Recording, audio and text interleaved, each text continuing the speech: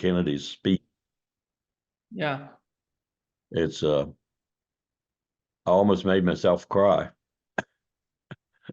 I was rehearsing, and I could hardly get through it, you know. Yeah.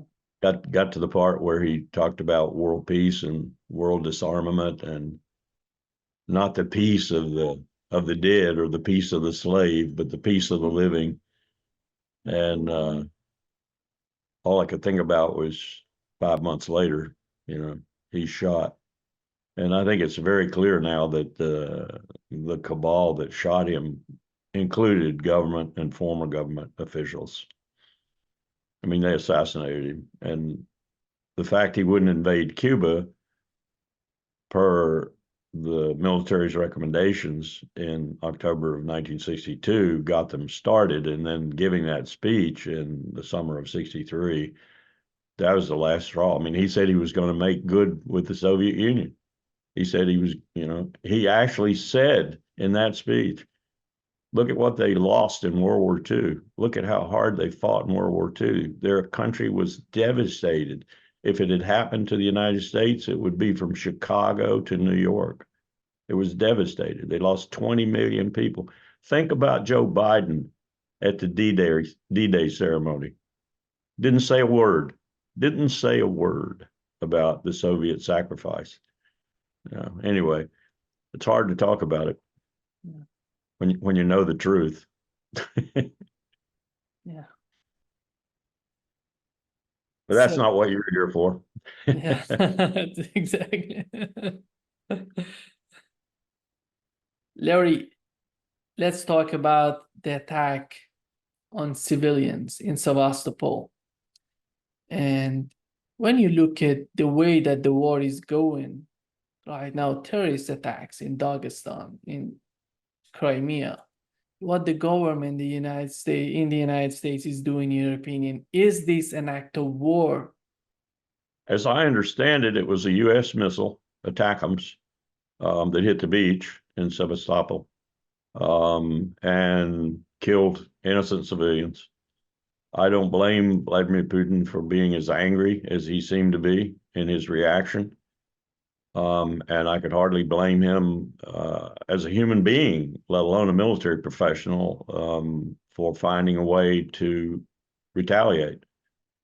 I just hope he doesn't do it in a way that's escalatory to the point where we get a Jens Stoltenberg on his way out the door and others who do something really dastardly. I mean, I don't put anything past NATO leadership or Washington or London right now.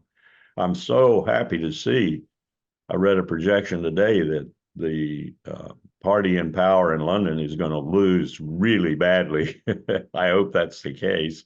And I hope the party coming in, whatever coalition it is, or if it's just pure labor, I hope it coming in will be quite different, especially with regard to security policy. And I don't envy Mark Rutte leaving where Holland, I guess, the Netherlands, where he's been prime minister, to be the new secretary general. But I wish he would get there earlier than October, because we need some sanity. This, they're basic facts. I listened to John Mearsheimer, a friend and a fellow member at Quincy, the other day, and John just laid it out. And he even used his conversation with Steve Walt, his partner in writing the book, The Israel Lobby. Steve had been cautioning him, don't say zero.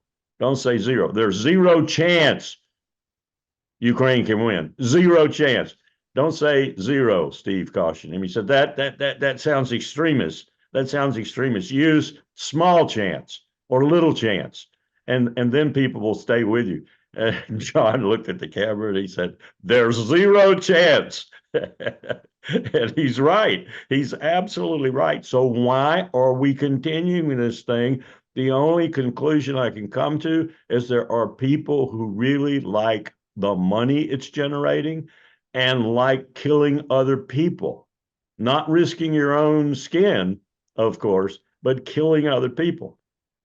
That's a hard conclusion for me to come to if I hadn't known Hillary Clinton Madeleine Albright, and a host of other Democrats who were like Joe Biden, never met anyone in the world who looked like they were threatening democracy in some sort of awkward way that they didn't want to take the United States military and slaughter. I mean, that's Hillary Clinton. That's Madeleine Albright. My God, it even became Samantha Power. So these people are that kind of people now, and now they're putting everything at risk east of New York City, and maybe more. It's just not what we should be doing. I agree completely with John that this is insanity now, and shooting people on a beach is just a symptom of that insanity. What's the strategy? What's the mindset behind these type of activities? When it comes to civilians, are they trying to make some sort of problems within the Russian government that these people would force the Putin administration to just change their policy in Ukraine? It's impossible if they're thinking this way. Or they're just hitting civilians to inflict suffering on Russians. You know, there are several aspects to an answer I would give you. The first one is the history of air power and anything delivered by an air vehicle, explosive, whatever, is a history of exaggeration, complete exaggeration, whether it's the people in the beginning, like Billy Mitchell in our own country, or whether it's the people who backed the 8th Air Force and precision bombing, daylight bombing in World War II and lost 300,000 people doing it. And German production was actually increased in 1944. It doesn't work. But I'll tell you what it does do. Almost every time, it does what it did in North Vietnam when we dropped more iron bombs on North Vietnam than we dropped in World War II. It does what it did in every country in this world that's been subjected to aerial bombing. It makes the people really angry. And if they have the capacity, unlike, for example, the Palestinians, but if they have the capacity, like the Russians do, to retaliate, they will retaliate in kind and beyond. And that's the history of aerial warfare. Bombs do not do much but make people really mad.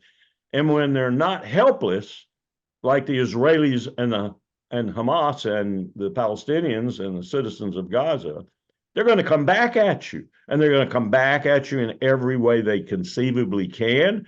And that's going to start the escalatory ladder towards disaster.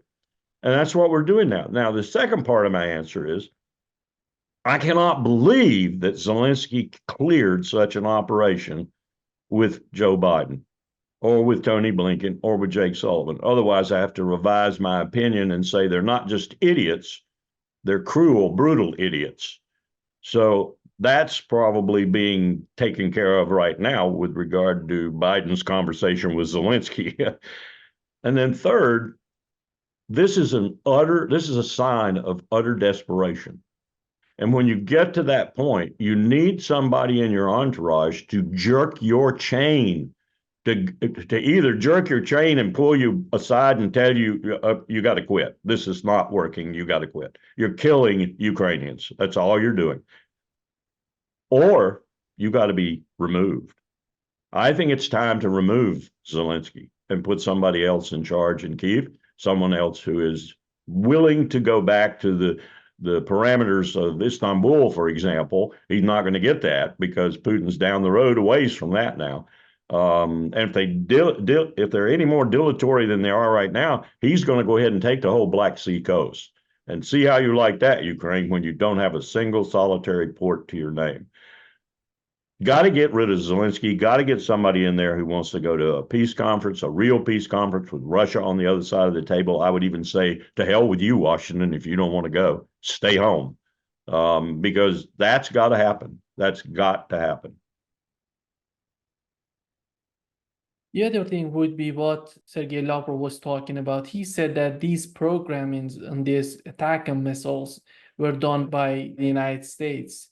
Without the United States, they couldn't do that. At the same time, we're hearing nothing coming out of Pentagon. They're probably trying to figure it out. I don't disagree with that assessment that the missile probably had to be programmed, or what you do to them. I can't go into it, by U.S. personnel. But those U.S. personnel would have been on the ground operating under what we call operational control, or OPCON, of their Ukrainian superiors. And that would have been okayed back in Washington with certain parameters, probably, like not hitting beaches with civilians on them or not hitting Russian early warning radars. Those would have been spelled out as no-nos.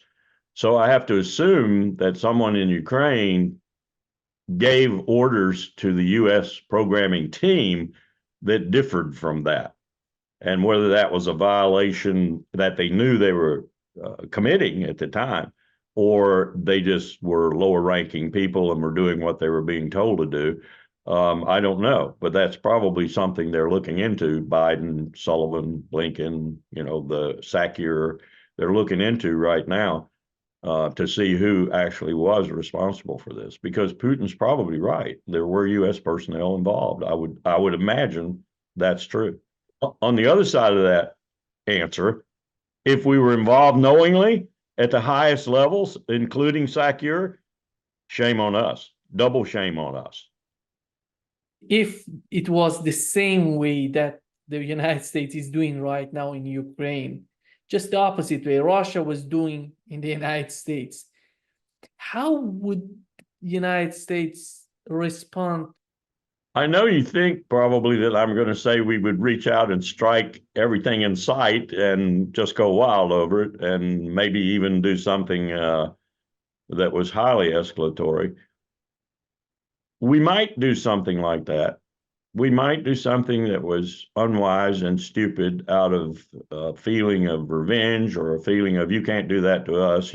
These same feelings that affect you and me on the street affect these assholes in the White House. I used to tell my students, first thing I want you to understand about the decision-making team in the White House is that every one of them puts their pants and skirts on the same way you do. Think about that for a minute. In fact, I would say they probably put their pants and their skirts on the same way you do, but have less brains in their head up above. That's the truth, youngsters, in my seminar. You're smarter than most of those people in the White House. I've been there. I know that. I've been with you now for 6 months. I know that. You're smarter than they are. You make better decisions than they do. You have more courage, moral and political, than they do. You are better than they. How's that make you feel? And I usually got blank stares, and then maybe a hand. Are you serious? Yes, I'm serious. George W. Bush could not hold a candle in terms of intellectual power, moral integrity, courage, to any of you here in this room in my seminar. And he was president of the United States. Now, do you understand something about what I'm going to teach you about national security decision-making in the hegemon of the world? Do you understand? Yeah. And by the time we get to the end of the semester, they would understand, because they've done case studies after case studies of all these people making these stupid decisions. But let me get more serious here. Let's say that Russia retaliates in a way that we feel like is beyond the pale for us, and we have to retaliate too.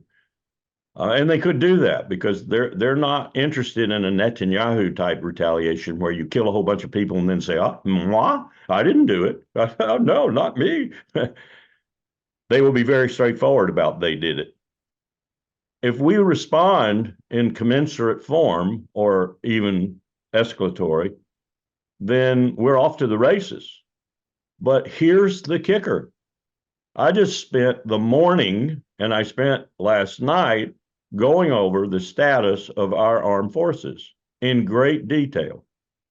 The Navy, the Air Force, the Army, the Marine Corps, the Coast Guard, all the reserve components for those active components. We couldn't lick a chipmunk in a sandbox right now, which is one reason why I keep coming back to their rationale for doing what they're doing in Ukraine and thinking they can get away with it. 5,000 plus nuclear warheads. That's why they think they can get away with it. Think about Netanyahu for a moment. Why does he think that no one of consequence, like Erdogan, for example, or Egypt, Saudi Arabia, and others banded together, now that the IDF has been bled really horrifically, why does he think they won't come after him? Because he's got nuclear weapons. That's the fallback for everybody who really is talking out of both sides of his mouth and has nothing to back it up with. That's the fallback. And that is frightening for a person like me who knows it. Right after this attack, the speaker of Zelensky administration was talking, he was calling people who are living in Crimea as civilian occupiers. How do you see this rhetoric coming out of the Zelensky administration? One way Putin could respond, of course, you can really turn him into a conflagration. You can kill a lot of civilians. You can make people think they don't even want to go to the ATM. You can make them not want to go out for a pizza or a beer. You can put the fear of God in them, and Putin may do that. A couple of the bigger cities, including Kyiv, just bombed the bejesus out of it. And I suspect it would be with almost impunity. That would be a way to get back. I don't think personally that Putin is that brutal, but if his anger is up and if he really reflected that in his comments in a way that means he's going to respond brutally and cruelly, then that's one way he could do it. Lots of civilians. And you did it to my civilians. I don't care what you call them. I'm calling yours terrorists. I'm calling yours, insurrectionists. I'm calling yours Nazis. In fact, that's a term I've used a lot. And so I'm going to bomb the bejesus out of you. And United States, take it. What are you going to do? What are you going to do, Joe Biden? What are you going to do when he starts killing people all over Ukraine? I mean, his factories are going now. We can't even make 155 rounds. He can make all manner of munitions now. He's got a defense industrial base that's cooking on all cylinders. That's another thing I would tell you about us. We have a broken defense industrial base. It's bad. I almost wound up pulling what little hair I have left out last night after I looked at our shipbuilding capacity, our current plans for shipbuilding, our current workforce for shipbuilding, our current special workforce of welders and things that have to be there in order to make these ships and to make them on time and within reasonable cost forecasts. We don't have them. We've let them atrophy. We let them go to hell. And part of that, I think, is because we think the nuclear weapons we have are sufficient to protect us. Recently, Stoltenberg was talking about decades of conflict in Ukraine, and they're prepared to continue this conflict for decades without doing any sort of negotiations. When they're talking about decades of conflict, do you think they're thinking of turning Ukraine in an Idlib type region in Idlib, in Syria? I'm talking about Syria, how it's in Idlib, they're turning it in a terrorist attacks coming in and out. Do you think they're thinking of making this conflict for decades and doing these terrorist attacks? Because we know at the end of the day, Ukraine is not capable of winning this war, is not capable of fighting this war as time goes by. And they're thinking of just doing this terrorist attack, just suffering, bleeding Russians. Let me tell you why they will not be doing it with support from the United States of America.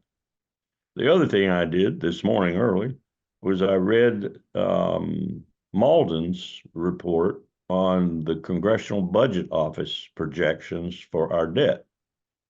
And what an eye-opener that was. I already knew that it was terrible, but I had no idea that it was as terrible as he points out, citing the Congressional Budget Office and others like Bloomberg and so forth.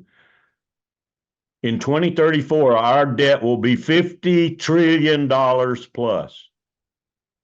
CBO has been off quite frequently. That's their estimate. He thinks it'll be higher. What shocked him about the first part of the report? The FDIC is $75 billion in the hole. Now think about that. That's the Federal Deposit Insurance Corporation that lets you know if your money's in a bank and you don't have over so much, 200,000, I think they raised that limit a little bit. It's insured. It's self-financed really because the banks pay premiums on their insurance that's supposed to keep. How can it be $75 billion short? Because they're stealing money from all manner of places. We are flat busted. And the real essence of this analysis is, when will the crisis come? We know it'll be deep. We know it'll be profound. We know it'll be nation shocking. We know it'll drive inflation off the record books. We know that no one will buy our treasury notes after that. We know that we will be financially bankrupt and all the things that go along with that. Will it be 2030? Will it be 2029? Will it be indeed next year? Will it be 2040? Where will it be? It will be, though. But the thing about it is confidence. That's the critical ingredient. When the confidence goes on a massive basis, that is when it will happen. And you don't know when that's going to come. So it could be, and I think he did a service for us in the fact that he pointed out, it could be any time in there, but you cannot sustain $50 trillion of aggregate debt. And this is the real thunderous thing. When you start paying your interest payments on that debt, you are going to pay this year, you are going to pay the defense budget equivalent in interest payments. And you got to pay those. You got to pay those or you default. In 5 to 7 years, it will be Medicare, Medicaid, Social Security, and the defense budget all combined as interest payments on the debt. So he isn't going to have the United States of America on his side for a long struggle. I guarantee you that. And when we go as badly as we're going to go, I think it was Churchill, maybe it was Bernard Baruch who said, when Washington catches a cold, Europe sneezes.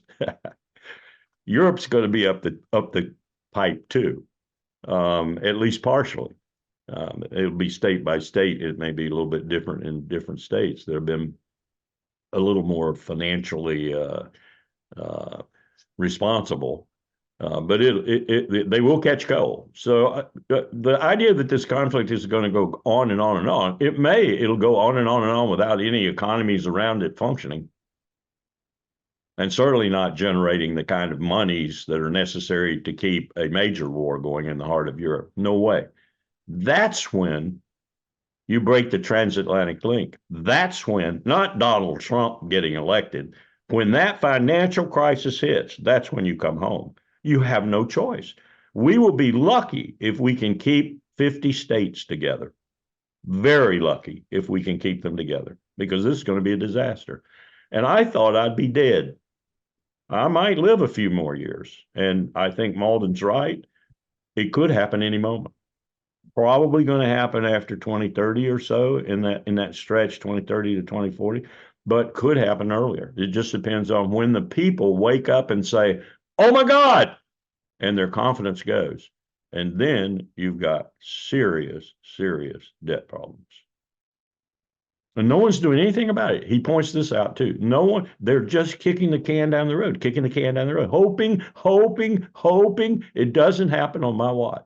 Janet Yellen, Lindsey Graham, you name anybody who's in the leadership of this country right now. And if they have any inkling, and a fool, you'd have to be a fool not to have at least an inkling of how bad off we are. They just want to get out before it happens. Yeah. Good luck, Zelensky.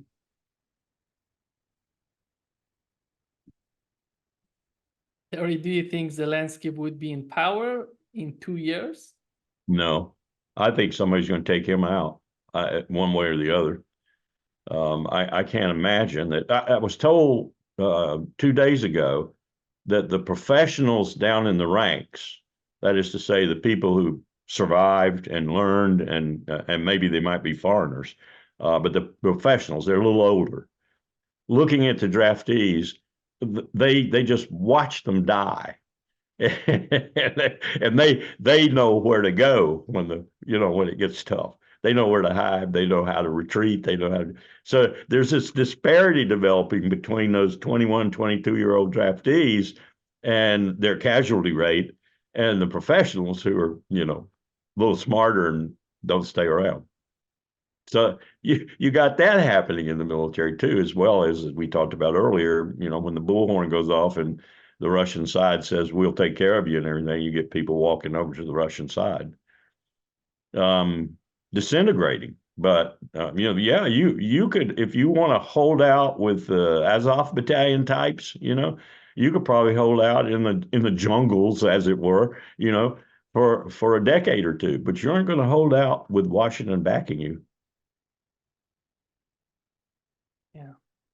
It seems that the first tranche of frozen Russian asset is going to Ukraine, and they're going to pay the military-industrial complex, not to Ukraine, to military-industrial complex, and they're going to send weapons to Ukraine.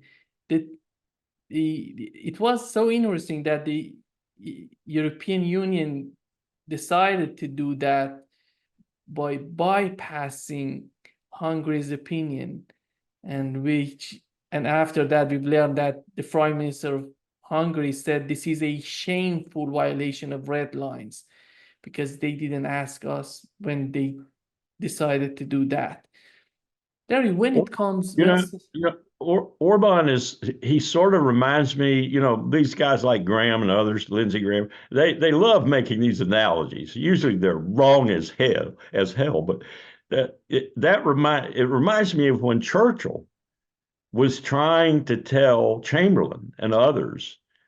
There are new archives revealing that maybe Chamberlain wasn't quite as ignorant as he seems to be in the history books, that he was really in favor of much of what Churchill wanted to do, but he couldn't do it at that particular moment. So he needed time, which is why he went to Munich and did what he did. But nonetheless, just take Churchill for a moment, and Churchill is singing the song and no one's listening. And Orban is singing the song and no one's listening.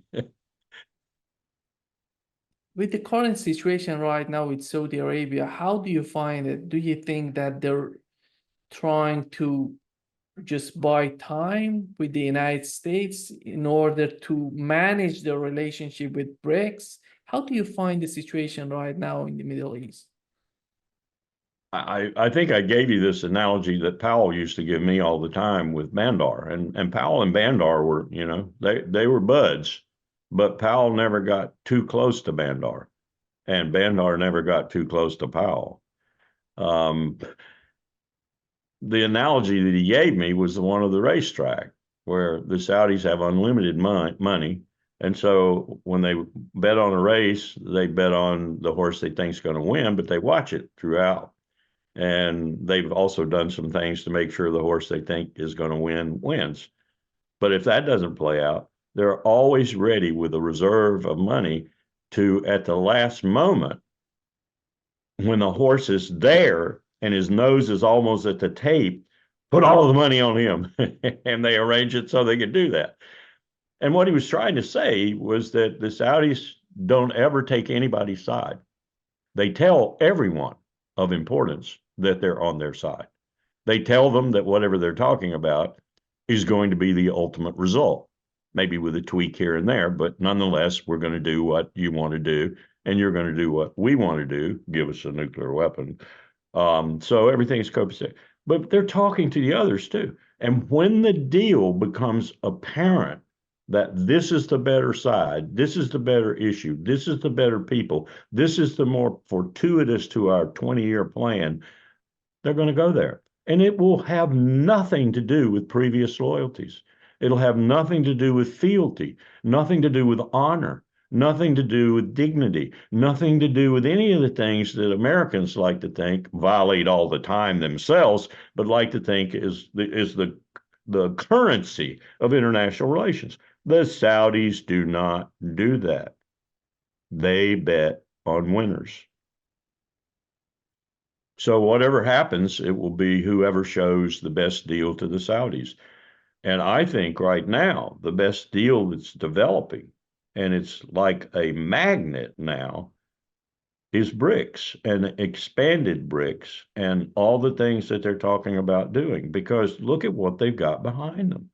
Just throw China into the mix, and you have got the rising superpower.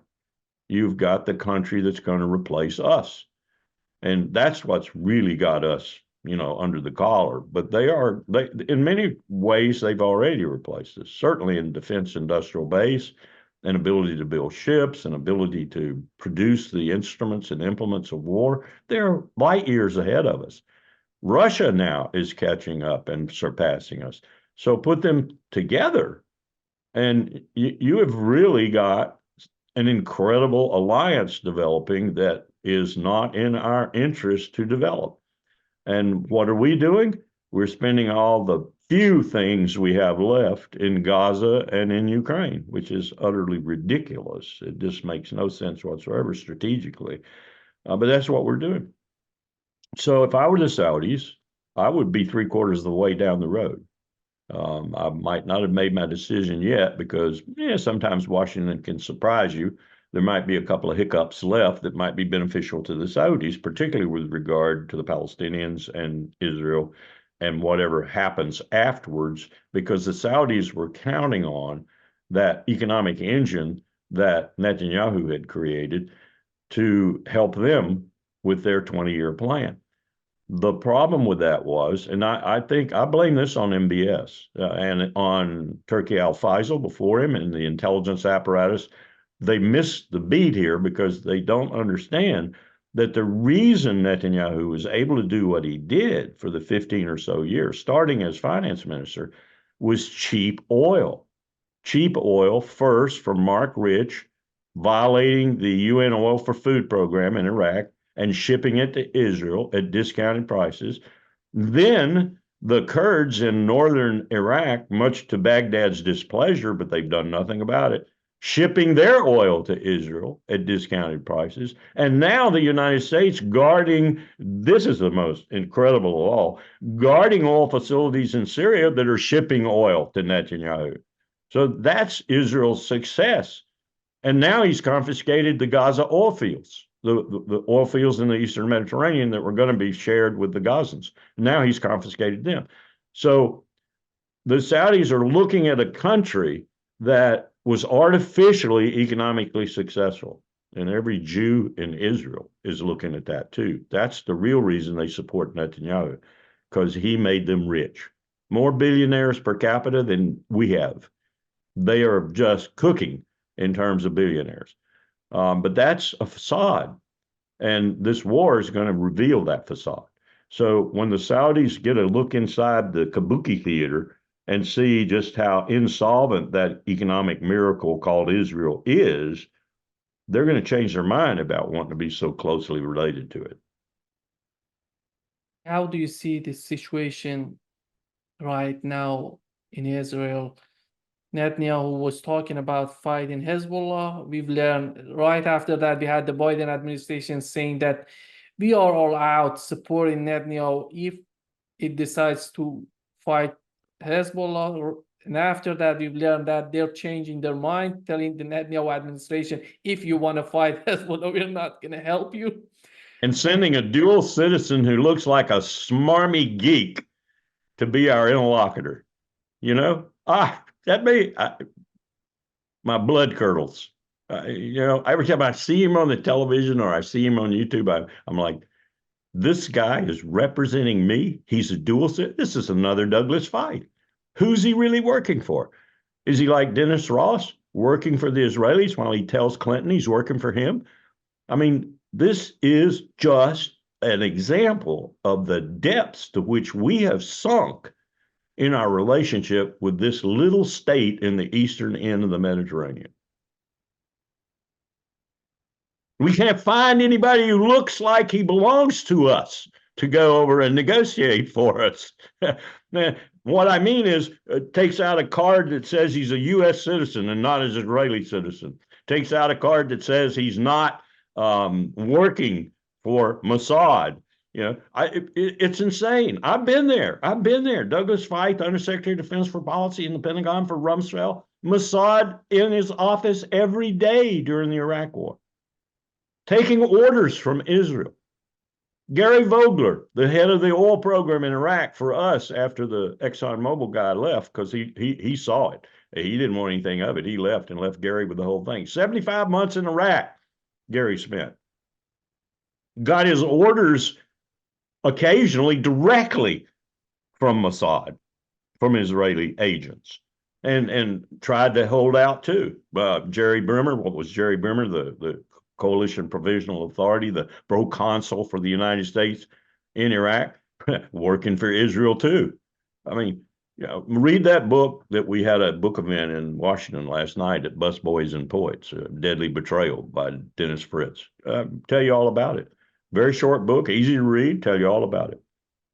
And that's what we've got over there now, negotiating with the Lebanese and with, I hope he's talking to Hezbollah, if not Nasrallah himself. But who knows?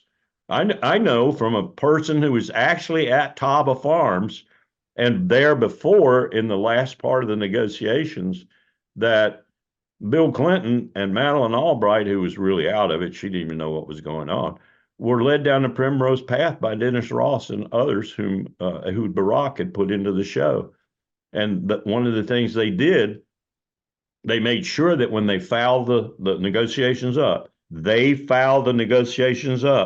they already had the publicity plan ready to go, full bore with all of Rupert Murdoch's, and everybody, Sheldon Adelson's money behind them.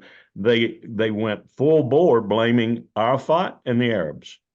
Arafat and the Arabs didn't even know what was happening to them.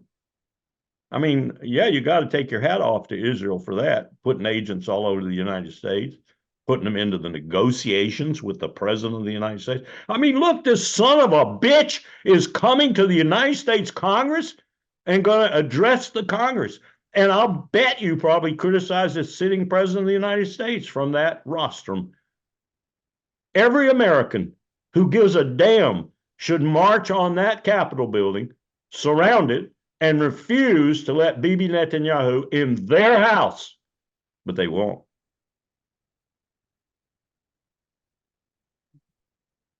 Hezbollah released a 9-minute video. In this video, it shows that a drone goes just in the northern part of Israel and take pictures and film and everything. And this was supposed to be the most advanced air defense system that is not capable of a little drone just going there and doing everything. This shows how disconnected Netanyahu and his administration are from reality that they're living right now in that region, and how important for them is not to go to fight Hezbollah, because that would hugely. Did you see that Afghanistan is talking about sending troops to? It's unbelievable, Larry. If it goes that direction, I think it would be a huge mess. Well, the Houthis are shaming everybody. They're the only ones holding up the honor of the Muslim world. Isn't that something too? They're surrounded by all these powerful magnates of the Muslim world, and they're the ones holding everything up. And they're backed by Persians. I had someone tell me last night who knows what he's talking about in these matters, that most of the video he saw could have been obtained from Google Earth. And he said, now that doesn't mean that Hezbollah doesn't have people extracting what they need for targeting from Google Earth or from Landsat or whatever they might be doing. Commercial satellites, basically. But it might mean that it's a little bit more than they're really capable of, and they're just trying to use it as a instrument of influence, if you will.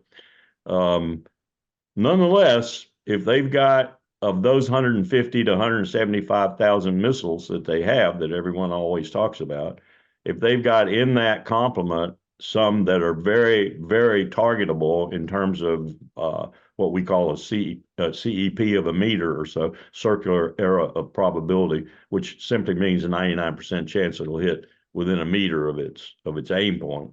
If they've got some missiles like that, even if this mapping comes from Google Earth, and they know how to program those missiles from that capacity, it's going to be bad, very bad. Yeah. Do you see the Biden administration successful in convincing Netanyahu just to put an end to the conflict? Well, Bibi's talking a little bit differently now. You noticed he said the violent phase is over and that sort of thing.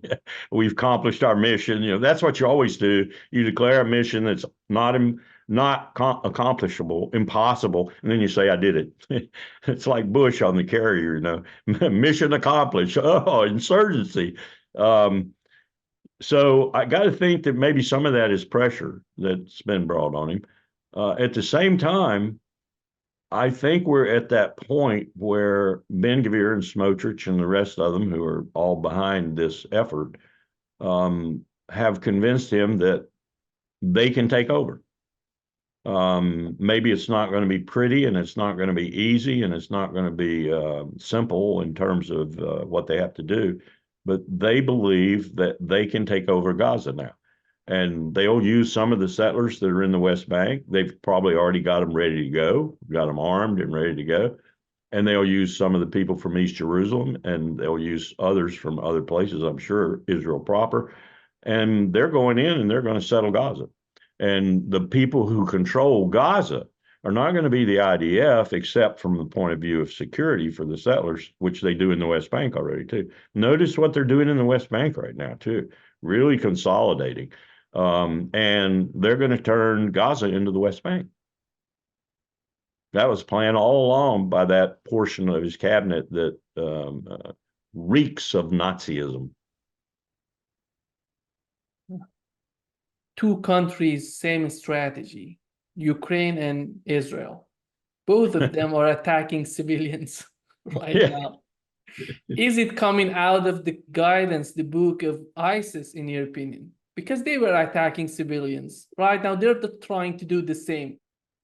It's an interesting observation and question. I think what we're seeing, and you know, Churchill actually talked about this during World War II. They had a decision to make. If they started nighttime bombing of Germany, they knew that Hitler would respond. Hitler had, I don't think, from the archives, I don't think Hitler had any idea that he was going to be bombing London and bombing England. He wanted England to be on his side. He wanted to turn against the Soviet Union and have England at his back, a friend, or at least a neutral. So Churchill knew, if I start bombing, it's going to be terror. I'm going to be killing civilians at night. I don't have precision that I can differentiate. I'm going to be killing lots of civilians. Then he's going to retaliate. And then the light bulb went off. You know, if he retaliates and London has Edward R. Murrah standing on a building reporting to America that London is burning tonight, London is burning tonight, repeatedly, the Americans will come in the war. So, but it was terror. It was terror bombing. And what the Germans did to London was terror bombing. Like I said before, it never defeated anybody. It just got people mad, but it killed innocent women and children. That's what we're doing now. We are, in many respects, backing one of the biggest terrorists in the world, Zelensky. And we are, in many respects, backing the second, or I'd say, let's reverse that order, The first terrorist in the world is Bibi Netanyahu, and Zelensky's the second, and we're backing them both. Now, you can't play with that concept very much. You can propagandize, you can throw other words out there, you can deny it and everything else. But the world sees the United States as backing terrorists in Israel, Gaza, and in Ukraine. That's the way Putin sees us too. I guarantee you that. You know, George III in 1775 and 1776 used the word terrorist to describe us in America.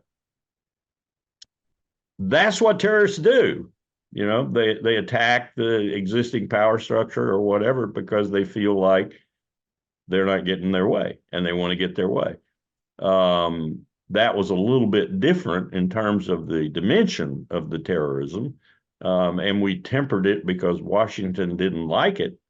Washington actually made the U.S. military, the American military, better in terms of the rules of war and land warfare, which would evolve, than the British. He actually issued orders. Alexander Hamilton wrote them, I think, but he actually issued the orders and said, we will not be like our British counterparts. They treat prisoners like hell. They hang them from yardarms in Boston Harbor. They torture them. We will not do that. I will not have a British prisoner in our care tortured or injured.